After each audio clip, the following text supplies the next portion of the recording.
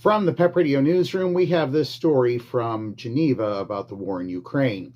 Top U.S. and Ukrainian officials said Sunday they've made progress toward ending the Russian-Ukraine war, but provided scant details after discussing the American proposal to achieve peace that has sparked concerns among many of Washington's European allies that the plan is too conciliatory to Moscow.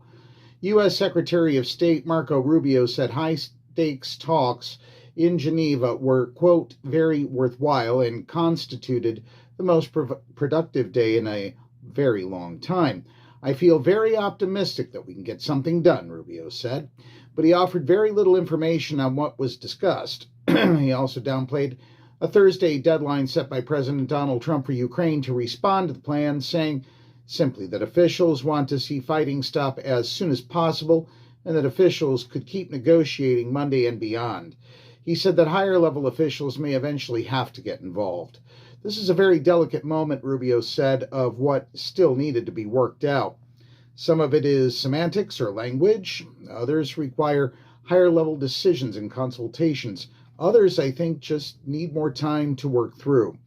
The 28-point blueprint drawn up by the U.S. to end the nearly 4-year war has sparked alarm in Kyiv and European capitals.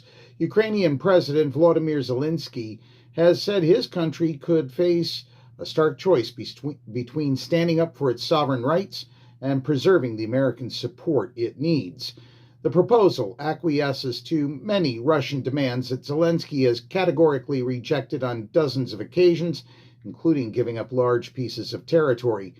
Concerns intensified after a bipartisan group of U.S. senators said Rubio told them Saturday that the plan had originated with Russia and was actually a wish list for Moscow rather than a serious push for peace. The Ukrainian leader has vowed that his people will always defend their home. German Chancellor Friedrich Merz said that he'd spoken to Trump and made clear there were some parts of the plan that key European nations could agree on, but others where they could not. I told him that we are fully in line with Ukraine, that the sovereignty of this country must not be jeopardized, Merz said in an interview with Deutsche Welle, which we covered here on PEP Radio.